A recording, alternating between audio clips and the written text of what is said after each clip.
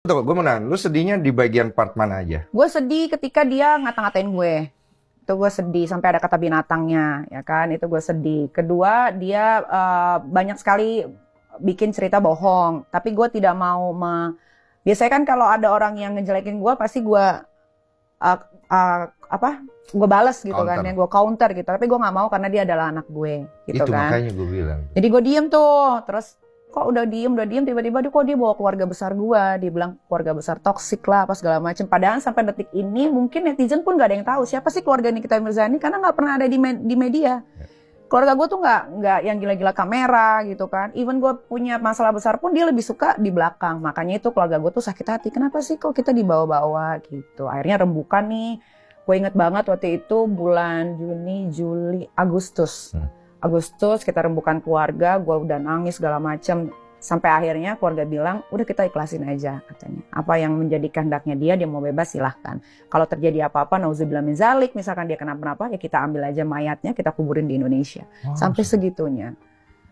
Udah pernah sebelum itu coba nge-reach dia nggak? Maksudnya heart to heart? Waktu awal-awal sebulan 2 bulan, iya kan gue sempat di blok gitu kan. Dia tidak mau komunikasi.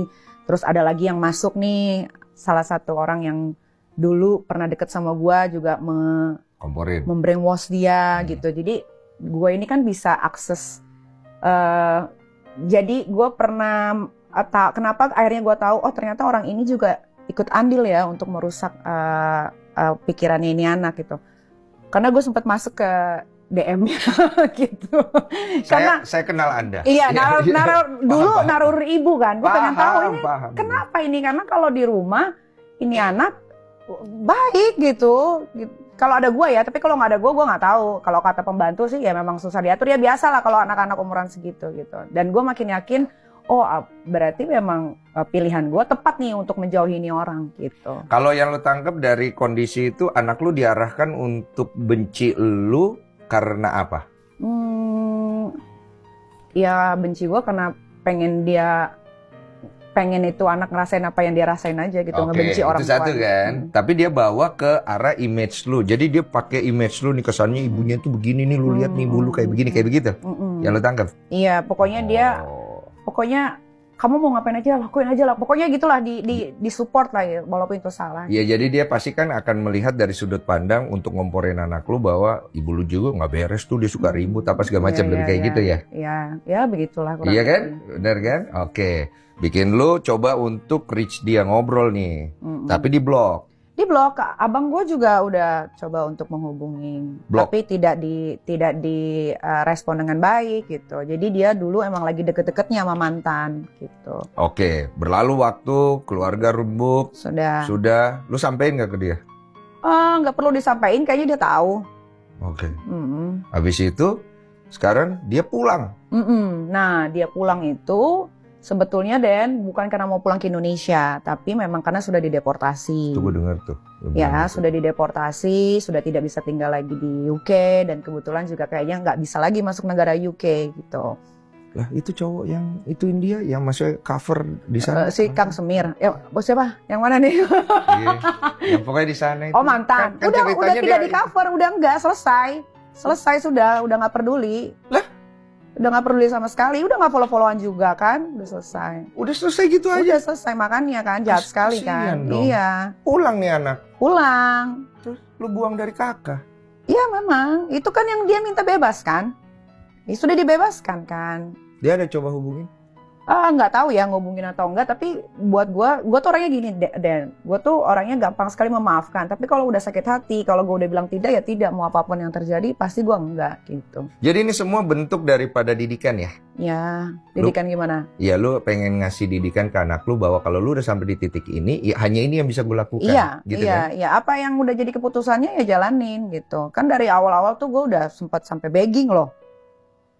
Iya begging, gue sampai telepon ke sekolahannya minta tolong untuk itu anak dipulangkan dengan baik segala macam, atau kalau mau melanjutkan sekolah tolong diterima lagi. Gue tuh setiap 3 bulan sekali Dan, tahun lalu tuh masih bayar sekolahnya. Gue berharap dia balik lagi ke asrama, tapi enggak. Ini kan anak pertama ya? Anak pertama. Mirip sama lu pas muda ya? Masa sih? Iyalah, anak kandung. Mirip kan? Sayangnya tinggi ya? Karena anak pertama terus perempuan. kalau dibilang sayangnya tinggi pasti, Iya sih. pasti. Oh, Tapi oh. itu dulu.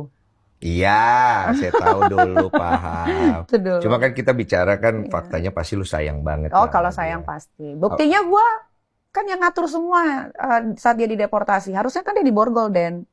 Dia Oh, lu masih diborgol, dipukul angkannya tuh dengan yang tidak baik gitu kan. Tapi kan ini enggak.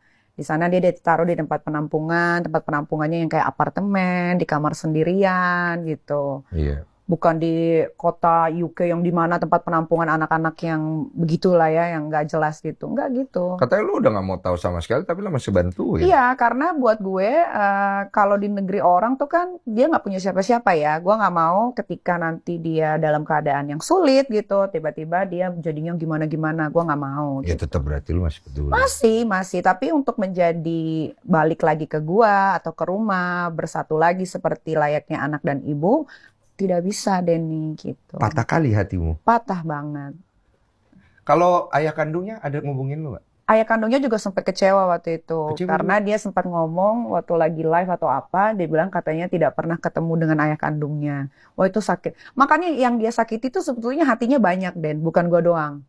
Mungkin dia waktu itu ketelepasan atau dia lagi menggebu-gebu karena kan orang-orang lagi fokus ke dia nih ya kan. Apalagi kalau lagi live kadang tuh sampai tembus 100K segala macam gitu. Jadi dia lagi heboh-hebohnya untuk nyari gift gitu kan. Jadi apapun sama dia disebutin tanpa dia pikir-pikir gitu.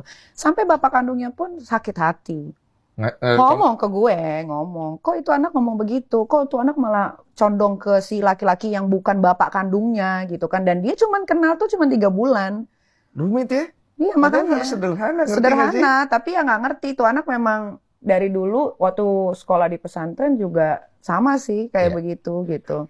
Kalau dilihat apa yang lo lakukan sekarang kan ada sikap tegas lo. Kalau gue lihat kan lebih ke didikan kan sebenarnya. Tapi hati lo tetap aja dia anak lo kan. Sekarang nggak, Hati. nggak, Nggak ada sama sekali. Nggak. Kecewanya itu ya. sudah seikhlas itu gue. Oke.